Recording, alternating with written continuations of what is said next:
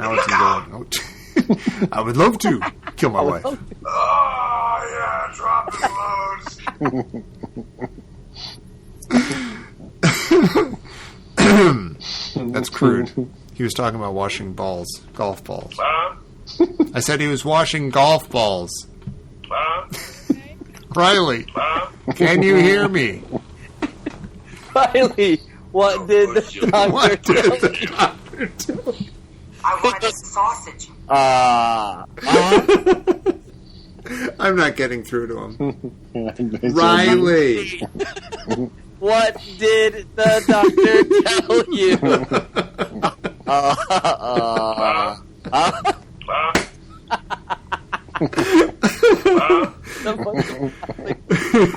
Did that for so long. What? I haven't heard that one.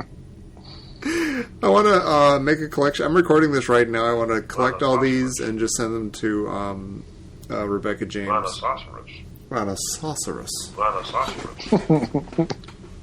You stupid bastard.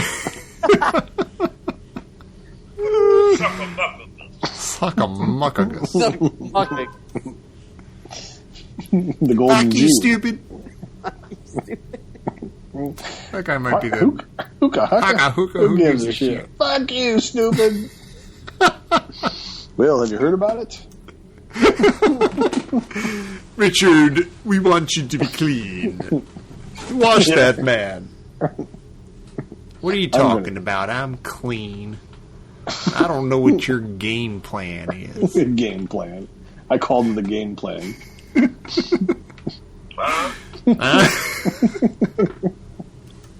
Don't make me laugh during the Caddyshack minute. All right, let's do this. All right, let's, go minute ahead. 11 is staring me in the face. Like a prostate exam. Okay. Oh, Jesus. Okay. All right. Welcome back. You are listening to the Caddyshack Minute, the daily podcast in which we hang out at the Caddyshack and discuss the film Caddyshack 1 minute at a time. I'm Tom Taylor, and I'm joined as always by Mike DeMaria. Huh? And Dan Lewis. Looper. Oh, you stupid bastard. And we're here to talk about minute 11 of Caddyshack, and minute 11 begins with general tomfoolery outside the titular Caddyshack, and it ends with Carl in mid-Dalai Lama story.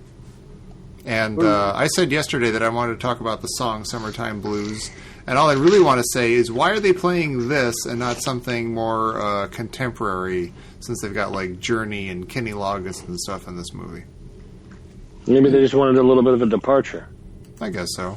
I'm not What's complaining. fun to think about is that at that point, Summertime Blues was about as old as something that now would have come out in about 1995 Yeah, or I was so. gonna say, yeah, that's insane. Yeah. Oh my gosh, that's weird. So they could have easily been playing Weezer, okay, Jesus. and then they Yeah. would go, "What are they playing that? Not in something more contemporary." Yeah, But see, now you're going to have to re-record this every 10 years or so and put in a different reference. Like, you have to put a different reference in from, like, 2005, and then we'll go back in a few years and put in a reference from 2015, to Right. keep it relevant. Yeah, why aren't they playing Selena Gomez? Yeah, that'd be like them playing something from 2023, Yeah. like Justin Bieber, and I wonder now what President Bieber would say about that. Yeah. I hate the way President Bieber just constantly acts like his pop stardom never happened. He was never a teen idol. Whatever. Right. Punk. That was Yeah, really that's terrible. called putting it into perspective. That's right. Yeah. That's what we do here. Yeah. So we're at the Caddyshack. Caddy Shack. Yeah. This is it. It's the Caddy Shack. This is what the movie's about. Mm-hmm. No. The movie's about Caddyshack. Oh, you're This right. is the Caddy Shack. Well, Right. as we originally, and I think Ramis said in an interview that the original script revolved around the caddies. The movie was supposed to revolve around the caddies, but then as they started to get the actors coming in, a lot of the high power actors came in, Right. that they had to shift the focus of the movie onto the actual, Right. Judge Smales and Rodney, Al Chervik, and so the caddies became secondary, except for Danny Noonan. Right. But originally, the original movie was about the caddies. So maybe I guess you would just picture it like a Meatballs, maybe. Yeah. For with caddies. Or like Animal House with caddies or something. Yeah. Yeah. Yeah. Yeah, that's a natural evolution of an idea. I can see guys sitting around the table going, hey, let's make a movie about our Caddyshack. Because wasn't Brian Doyle Murray, who is in this scene and who we love and who's one of the kings of the movie, he co-wrote this, and I think it was partially based, wasn't it, on his Caddyshacking days? That's right, yeah. Yeah, and we talked about what was the club in suburban Chicago? Oh, and Winnetka. Winnetka. Of course, in Winnetka. Yeah, where they had worked. So the original was going to be more about their experiences as caddies. So they were going to be central to the movie, and that just didn't happen. Mike and I will do a live remote from the Winnetka Country Club. So. Yeah, it's windy. Here we are. Actually, we'll be doing good shot, Mike. We'll be Mike's doing it from a Motel now. 6 in Winnetka. I see the country club on the map. Let's go home. One wonders if there was that if Judge Elihu Smales was based on some wonderful son of a bitch from that Winnetka club. Mm-hmm. Could be. Yeah. And Ted Knight just ran with it in an evil direction. Yep.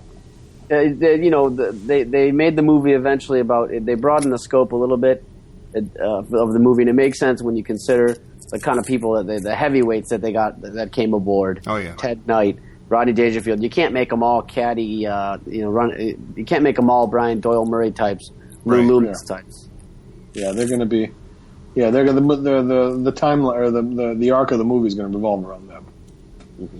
Right. I'm not complaining. I like the movie we got. No, absolutely. I think it would have been a worse movie if it was just about the caddies. Yeah. It would have been like a Meatballs 2. Yeah. And there already is a Meatballs 2. Right. So isn't that the one with the alien? Wait, what? Isn't Meatball 2 have the alien in it? Oh my god, I don't even know. Yeah. And they find him in the woods, and he's kind of like he's a comedic foil. Oh Jesus! See, that's how you know. And they called him Meathead. Meathead. Yeah. Is Bill Murray in that? I think so. I don't know. I don't know. Yeah. Maybe he was played by Adrian Zmed. Sure. Right. Like Grease 3 or Grease, Danny Zuko became Adrian Zmed. Oh my god! Remember? And Michelle Pfeiffer played the Sandy one. Oh yeah, that was Grease 2. Yeah. Yeah. Oh yeah. The Spawning. I don't think Bill Murray's in Meatballs 2. I barely remember Meatballs. Is that wrong of me?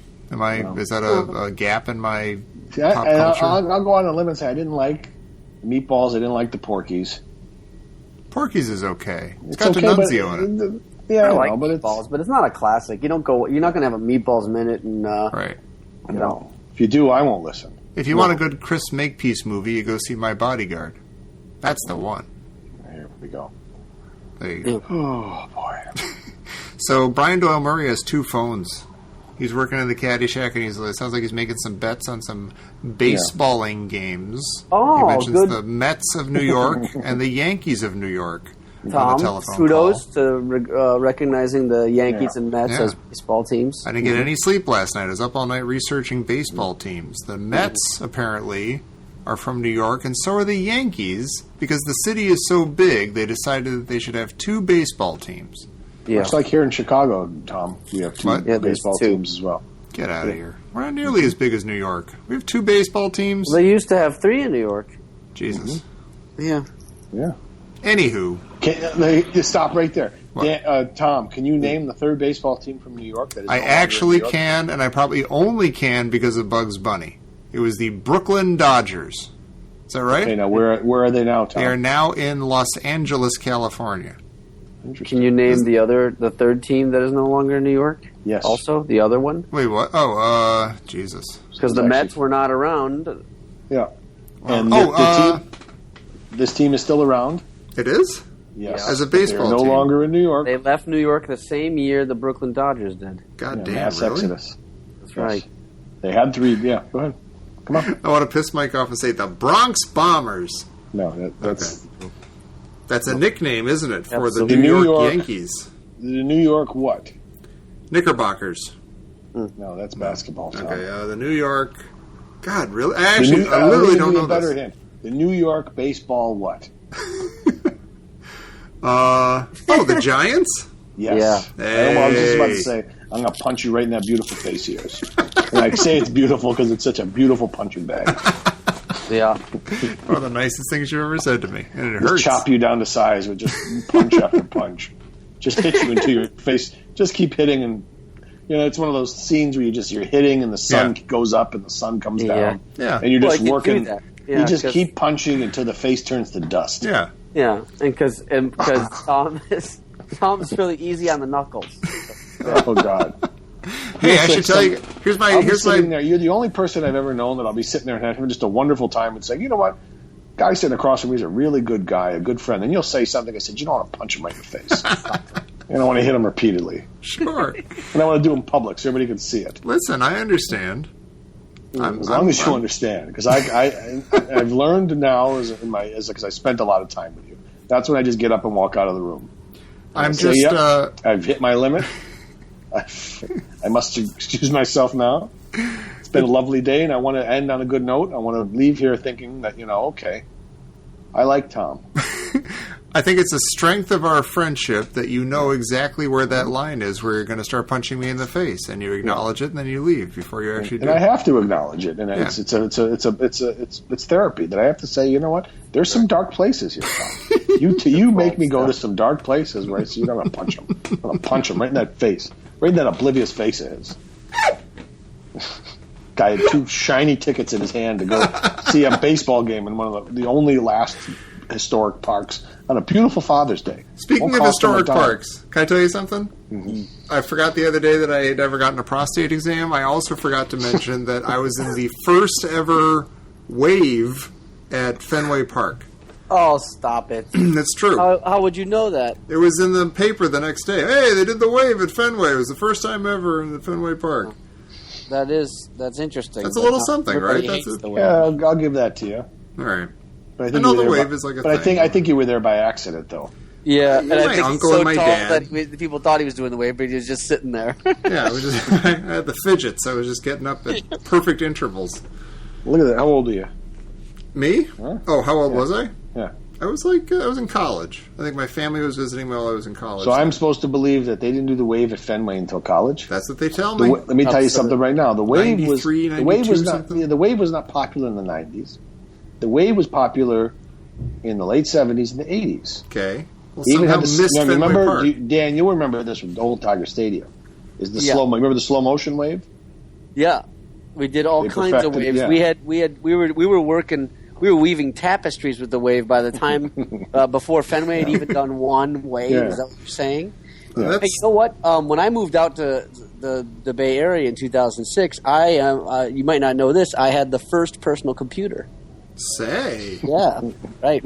look at you go. Just a box with a bunch of index cards. Yeah, punch cards. It was Yeah, the punch size of cards, my yeah. bedroom. Yeah, you had to keep changing the cards. That was 2006. That's why families had so many kids, because the kids just had to run around changing cards and switching tubes. Yeah, in the old it days. sung me to sleep every night. Daisy, Daisy. I even think Tom's face would take an elbow really nice. Just come across the table at him. just drop the elbow right across his face. Wait till Sometimes I'm you mix- clearly not sometimes you paying wanna mix it attention. up. Just clear him right up. Beer. Just clean and knock him off that chair clean too. Right. Just right. You just hit him. Your whole body's parallel in the air. Clean and You just jerk. hit him. Yeah. Yeah, like Just hit him with that elbow. he's the jerk. Then you're just a ruckus. It's like the it's Leave like a the ruckus on the it's- floor. It's like the fight scene in Raging Bull. Just a bunch of sounds struggling. It reminds me, they used to say about when Encyclopedia fuck my wife? Brown. used to say like in Encyclopedia Brown when he fell over, it sounded like books falling over. Yeah. But when Tom falls over, it sounds like China breaking. Smash. Yeah. Sounds like Mike sobbing. All That's right. what it Back to sounds the like. yeah. All right. Caddyshack Minute. The Caddyshack Minute. No, right Sorry, here. Look at wait. this. Look at this. I got this right here. The first wave in Fenway Park history was when Tom Taylor was there in about 1991. See, right here, now everybody listening to this gets that. Now they all want to punch it. They get it now. That's Yeah, right. he's the guy that sits there with the letters. big grin on his face that just won't just shut the F up. I cannot argue with you. I'm so sorry.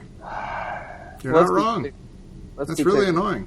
The Brian Doyle Murray's character. Brian Doyle Murray was born probably only at most a couple miles from where Mike and Tall Tom sit right now.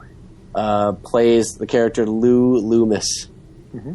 Another good name. Not the greatest name in Caddyshack, but a good name. Lou Loomis. Yeah. Do we know either of those names in the entire... I guess we hear Lou in the movie. Yeah, he keeps calling him Lou. Yeah. That's pretty... I love Brian Doyle Murray. He's another guy. We were talking about Sulu the other day, who shows up on every single cartoon my son watches, and so does Brian Doyle Murray. He's great. the Flying Dutchman in SpongeBob. Is that right? Yeah. He is. Yeah. Yeah. I love that man. He's so thin in this, you know. He's so thin. I know.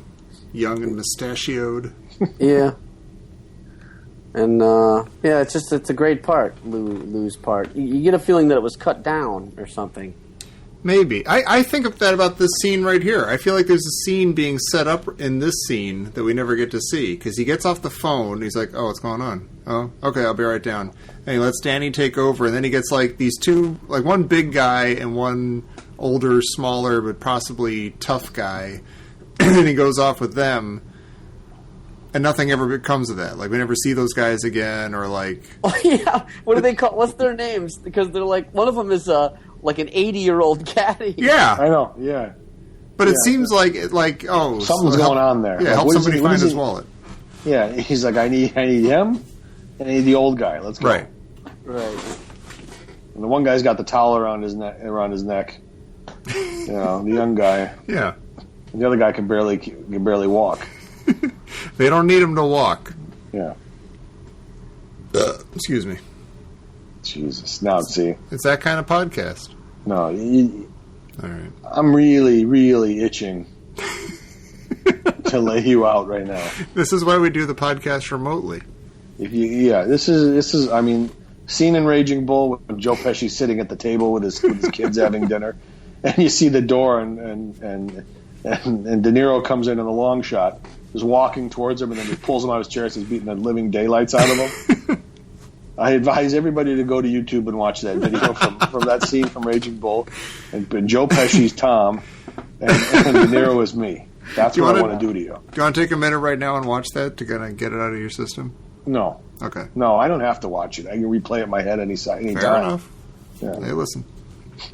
Just throw you against a curio cabinet. I have it coming for some reason. Yeah. You know, whenever, Tom, you say one of those things that sets Mike off, he sees that scene, but it starts with the flash of the old photography equipment from Raging Bull. Yeah. So there's this flash in Mike's head. It switches to black and white. He sees himself as De Niro beating you to a pulp in black and white, and then there's another flash, and he's back on the scene. And you're still, I don't know what you're saying. You're just going, and another thing I like about Lou. Yeah. He just keeps talking. He just keeps talking. And every time I blink, that's what I see behind my eyelids. I remember the first time this happened, I too. just see my fist connecting with that soft face. Do you know the first time you ever had this reaction to me? It was about half an hour after I met you, and you and somebody else were giving me a ride back from school. We were driving up Lakeshore Drive. I know exactly what you're going to say. Can I say You know it? exactly what I'm going to say. Yeah. It was middle of winter, and And you were looking out the window, and we were riding up Lakeshore. For those of you who are not familiar with Chicago, Lakeshore is obviously right along the lake. Sure. And it was a January. The lake freezes, like 20 feet out, and Tom's just with his forehead pressed against the window, staring Like a out the dog. window. We're all tired, just wanted to go up to the north side, go to bed. And he's looking out his window, all jacked up on caffeine or whatever, and he's like talking a mile a minute, and he's looking out there, and he's like, "I wonder if you put some skates on, you can skate all the way to Michigan." Is it?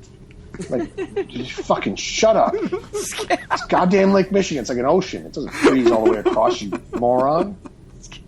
And right there, I sit in the back of my head. I hate him. I hate him. I hate him. I hate him. you could not wait to tell me the next day, like, as soon as he dropped you off, we were all talking about, like, what the fuck is that guy talking about? I thought the kid go was try to normal. He's skate. talking about Yeah, go. skating across Lake Go Michigan. strap some goddamn skates on and go see how far you can. Yeah, have fun, jackass. Yeah, mother scratcher. But I remember saying in the back of my head, I hate him. I hate him. That was probably the first time I blinked and I saw that connection, that left hook right to that soft face. That There's soft something kinetic. innocent and charming about it, though, too. Not at that time, it wasn't. That soft Connecticut face.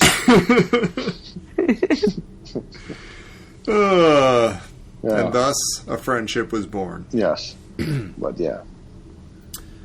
I'm Was that exhausted. before or after the wave was invented at Fenway Park? This was, I'm going to say, Probably 10 right years after, after the wave was invented. I'm not saying the wave was invented at Fenway. I'm saying I was there when the wave was first done at Fenway. That's what I'm saying. It's bullshit. That's I'm what calling I said. bullshit on that one. I'm going to ask Tom, my and dad. your dad, yeah, he'll know. I'm going to look this up. I'm going to post this to our website that doesn't exist yet as we record this. I'm going to find an article that But proves me right. I'd like to know, like, who was on that phone?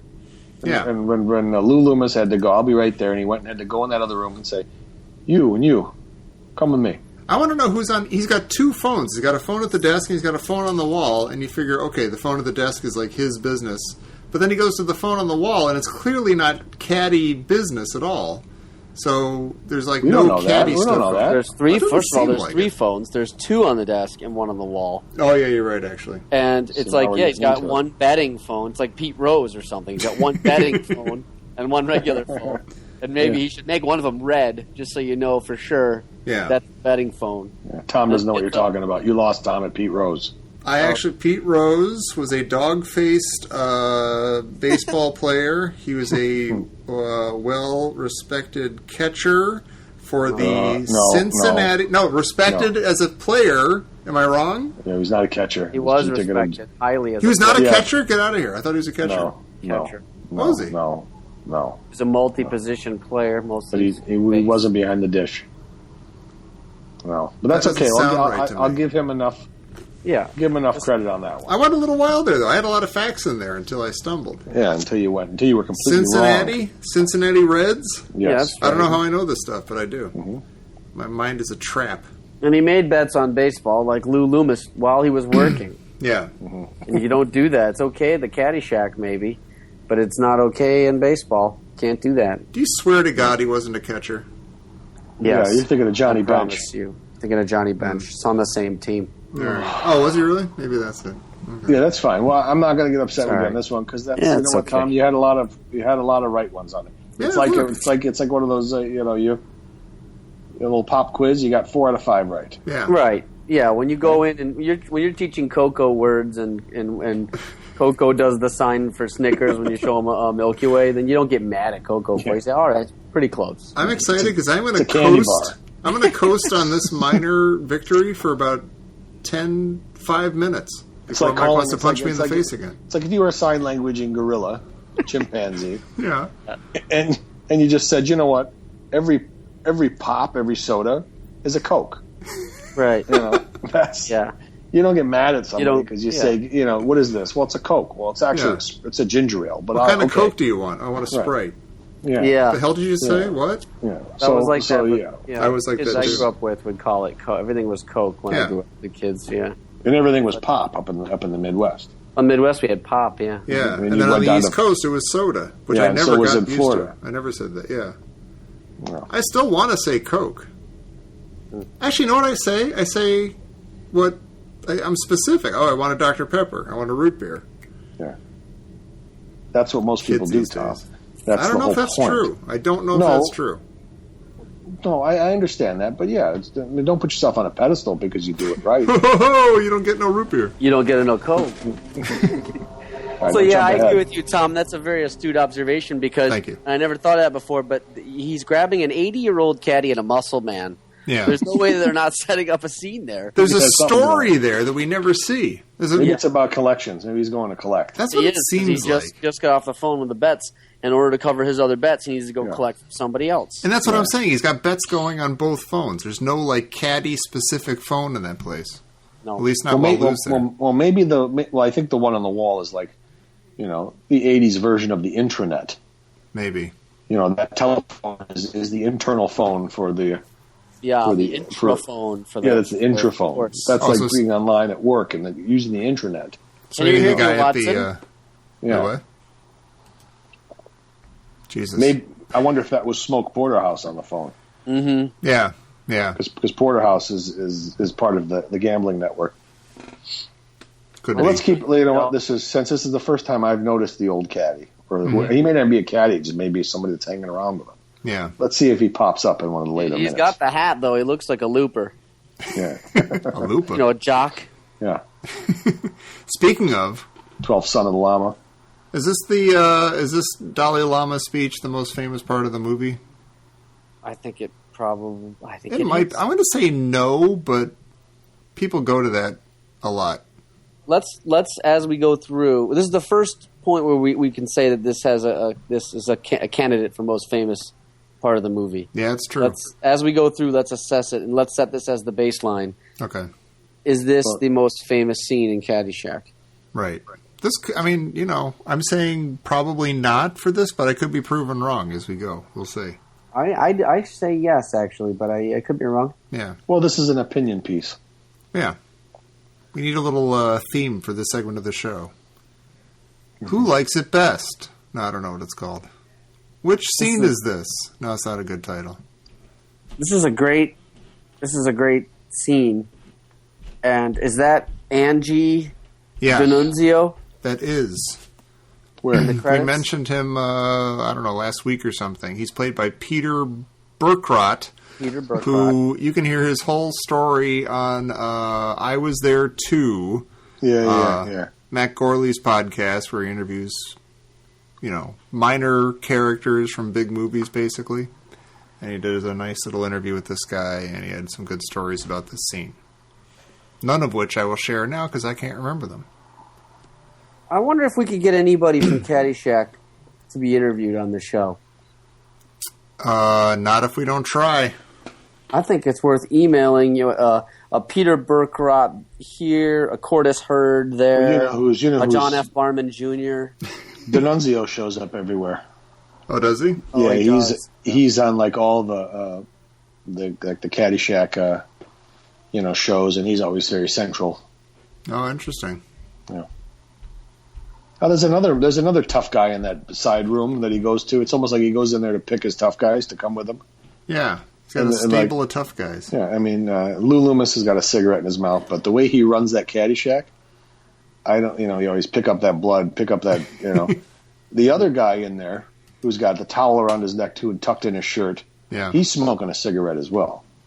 Yeah. So why does this guy get to smoke a cigarette? He must be some muscle then.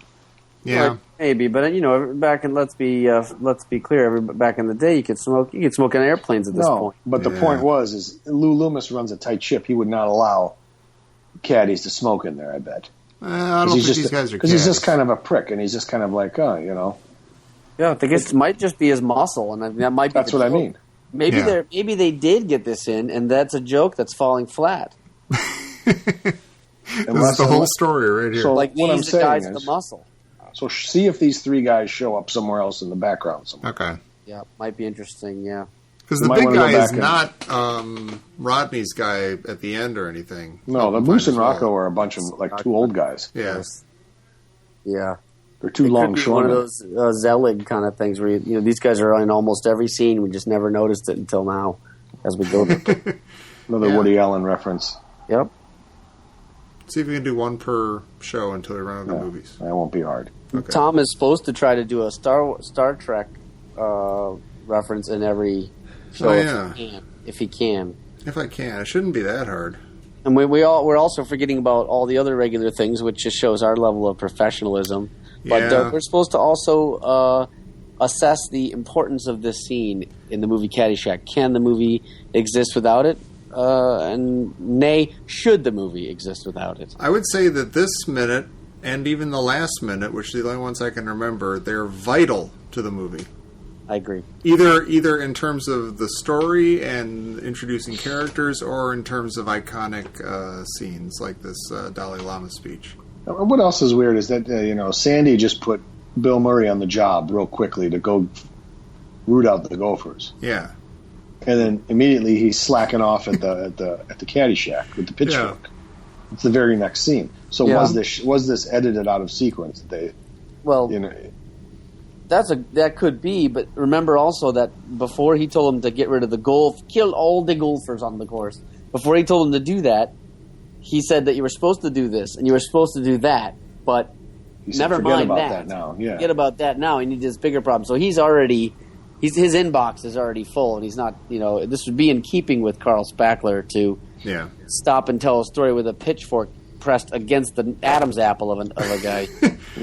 Well, I was going to say, he's got a pitchfork now. Maybe he stopped by the Caddyshack to pick up a pitchfork and some other gopher. No, that's not going to be at the Caddyshack. I don't see what's wrong with that. There's not the tools of a groundskeeper are not at the Caddyshack. Oh, but unless that groundskeeper left them there, yesterday or something. Well, the groundskeeper's quarters might be right. It would make sense that it was next to the other help quarters. Yeah. No, at Walnut Creek Country Club. At Walnut Creek Country Club, where the caddies was visible to the membership. The greenskeeper's shed equipment is not visible. It's on another part of the course. See? So he couldn't slack you off or slack anyone off. No, I don't know what that means, but the greenskeeper said, "I'm going to pitchfork," and then goes to the Caddyshack. He's trying to say he couldn't wrap his cleats around your head. That's what Dan was trying to say. I'll slack you off. Isn't that that's a Caddyshack reference, isn't it? It's in the movie Caddyshack. Right. You guys, this is a bad sign. You're getting the Zelig references, but not the Caddyshack references. And this is what the movie's about, or the podcast. Yeah. Angie D'Annunzio has a Knight Rider shirt. That is that's pretty awesome. Isn't Knight Rider with a K, or do I remember that wrong? It was K. Jesus. So what is this shirt? It can't be the TV show, because that didn't come out yet. Oh, that's another good point. It isn't the TV show, but also it starts with a K. So it's a play on words, the Knight Rider. Wait, his shirt says Knight with a K or with an N? No, with an N. With an N. Yeah, but the show Knight Rider was with a K. So, notwithstanding the fact that the show hadn't come out yet. Yeah. It's the fact that it's spelled differently. So he just has a shirt that simply says Knight Rider on it. No, but that's the band, right? There's the band Knight Rider. That's Knight Ranger, you might be thinking of. Oh, Jesus, you're right, yeah. What the fuck is Knight Rider? That's crazy. I don't know. It's crazy. Oh, my God. Yeah. That's cool. And in a way, that's awesome. If he's just got a shirt that says Knight Rider, it's not a reference to anything. It's kind of awesome. And if you if you attempt to look for Knight Rider with no K in Google is not having it. Wow. It takes you right to Knight Rider with the K. You mean Knight Rider. I mean Knight Rider. That's pretty awesome. Yeah. That's funny because I saw that and I fully thought, I was thinking of Knight Ranger. It's also Knight Riders. So it could be the name of a baseball team. It could be the name of could be the name of anything. It says Knight Riders then. It's with an S. Plural. Oh. I'm going to ask again because I can't remember what you said less than 20 seconds ago. He does not have a K on his shirt? No, it's with an N. Okay. Yeah, because there's a George Romero movie called Knight Riders, but that would have been with a K. Yeah. And you can get if you can actually get an iPhone case that says Knight Riders on it. Really? Yeah. Looking like this shirt? Mm-hmm. That's crazy. I want that. We should all get Knight Riders shirts. No. Just call this podcast the Knight Riders Minute, and people will come thinking they're going to get David Hasselhoff stuff. Right. Oh, you didn't not hear the silent K not being there. Yeah. We meant the T-shirt, not the show or the not band. T-shirt. Yeah. Made famous by Angie D'Annunzio. You know they're turning that T-shirt into a movie? Hey. Yeah, they're adapting it. Yeah. Called Knight Rider, but with a K. Oh, yeah. Exactly. The fans are furious. Mm. I don't know. Do we want to get into Bill Murray's thing? I love the speech. I love the speech too. This may be, maybe just hindsight. The benefit of hindsight. But I feel like you see signs that there's some real depth and talent to Bill Murray here. But but again, you can't be objective about that. I don't know. The first time I saw it, I thought, "Wow, this guy's got something special, and he's going to be in a lot of great cult films later that aren't comedies." Right. He's going to lend a dry, intelligent wit to many dry and intelligent films. By artistic directors such as Sofia Coppola and Jim Jarmusch. Yeah. Yeah. Yeah, But- the girl from Godfather 3. You sure as hell see it now when he's talking. He's just, so I'm a looper. So I tell him about Project. Who do they give me? Looper. But and does the Dalai Lama, that doesn't, the 12th son of the Lama, that's like an invented, right? That's not what that means, right? The Dalai Lama. I'm going to look that up, because I don't know. 12th son of the Lama. It's all going to be Can't believe Caddyshack stuff. Yeah. You guys chat a lot amongst yourselves while they do. 12th son of the Lama. Lama. Is there like an H in there somewhere? 12th is, that's a weird word. T-W-E, looks wrong to me. T-W-E-L-F-T-H, 12th. Yeah, that's a nightmare. Why Yeah, would anybody try to spell 12th? Or say it, for that Don't try matter. and say it. You could sprain a uvula trying to say that. I almost just drowned saying it. 12th. 12th son of the Lama. Carl Spackler, Caddyshack verbatim. So that's just quoting him. On carlspackler.com. Oh, you know what? Look at this. 12th son of the Lama. No, I think it's a real thing. Wow. Oh, because it's like the procession of Dalai Lamas. Like he's it's the 12th, reincarnated. it's so the it's the 12th 12th one. incarnation. But Well, the now 12th you know, Mike. Whatever, you maybe look up stuff on my phone. But hang on a second. The 12th Dalai Lama is Trinley Gyatso, who died in 1875. Oh, wait a minute. That No, puts I a don't know big if hole it's in Carl's the son, story. But it's the 12th Dalai Lama. I don't know what Dalai Lama we're on right now, but if that was 1875, I'm going to say there's easily another... Well, he doesn't have to be right. No. That's true. Got to be up near 20 now with the Carl's a Dalai. little demented. Oh, let me ask you this. Is our current Dalai Lama the one who Bill Murray is talking about? In 1980? Or 81, whatever this is? He's the Well, same. yeah, because I think he would be because they always find him as a boy, don't they? Yeah, you're right. Yeah. That's kind of fun. So it's almost like the Dalai Lama was in Caddyshack.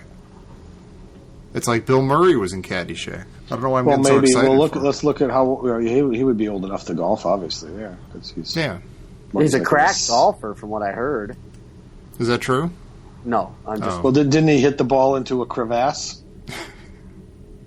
Oh, he did. Yeah, later That's on. true. At the foot of a glacier.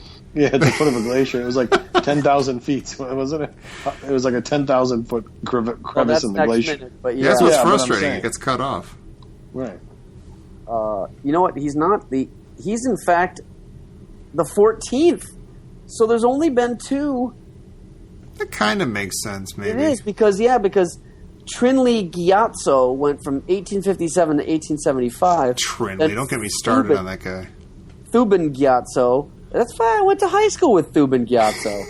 He started in 1876 and went until 1933. And then Tenzin Gyatso, who is the current Dalai Lama, he was born in 1935, so almost from birth. Okwa Tenzin Wan. Of the Southampton So Gyatsos? I would have guessed like 20 since then, but in fact, he's only 2 after the one that I was mentioning that died in 1875. So you can see how Kwanzaa Carl will get Lajiwan. confused.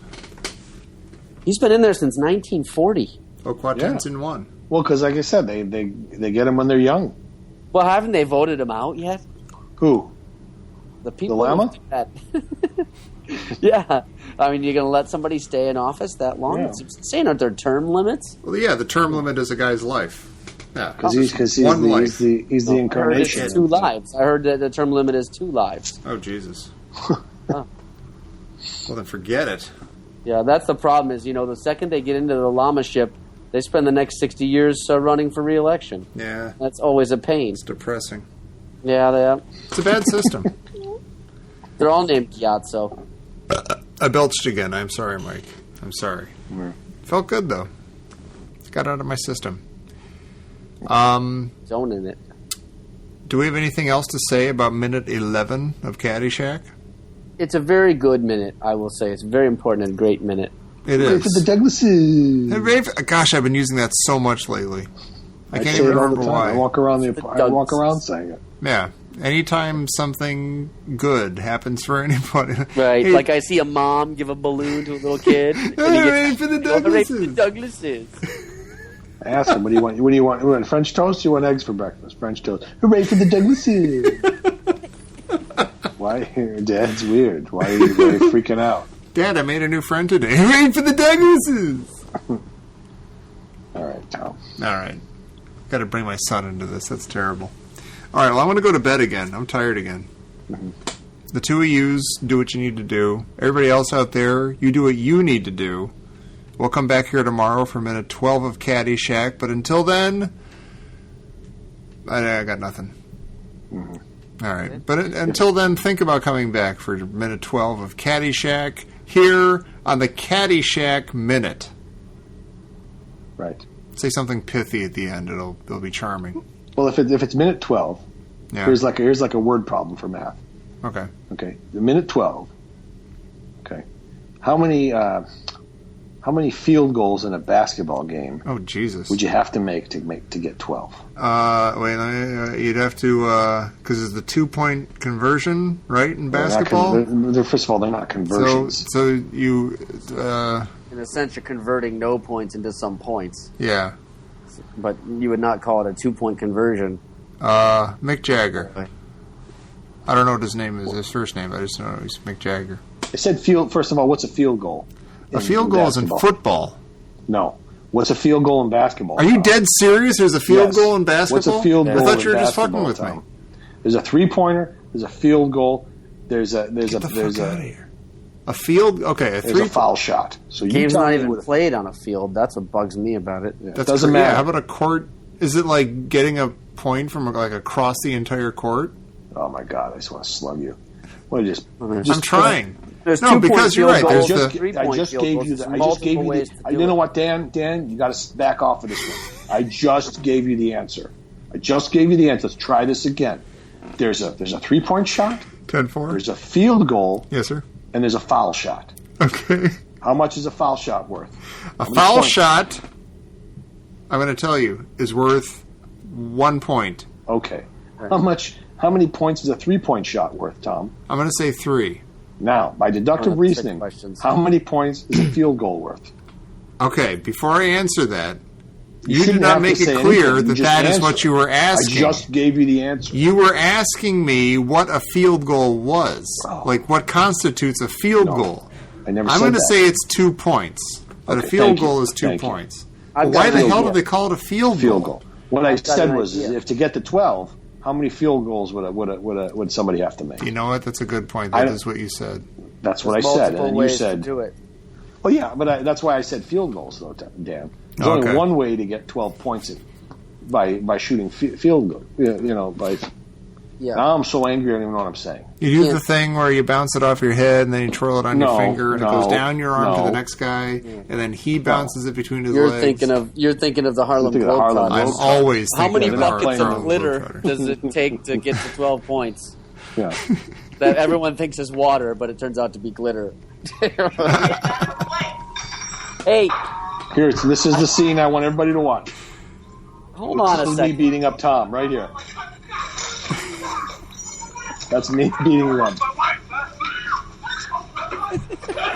I'm 100% Joe Pesci. That's what I want to do to you right now, Tom.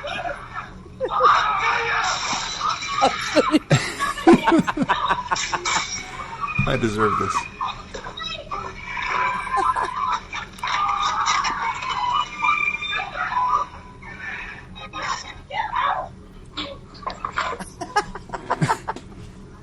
You finally calmed down. Thank goodness. All right, Tom, I've got another. that's I've got what- another. Just so you, lest you think that we're just picking on you for no reason. Uh-huh. Why don't you? You could just. Why don't you give us a Raiders of the Lost Ark trivia question Oh my of God. comparable difficulty to asking about field goals in Yeah, basketball? in other words, a common knowledge question, Tom. Sure.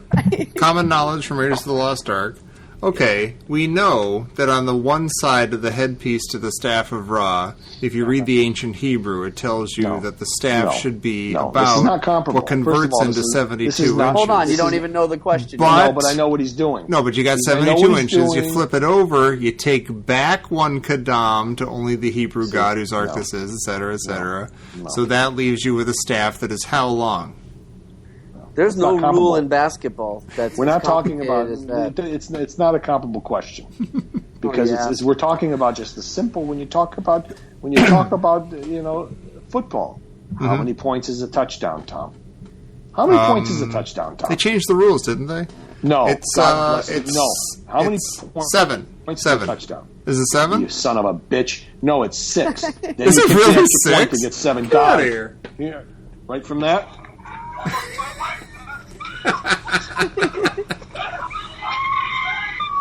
Now you listen to the whole thing. By the way, the show's over. Did you stop recording? No. Good. Don't ever stop. We're just dragging you across the floor Uh-huh. while your wife and kids watch and pull at my hair to get me off you.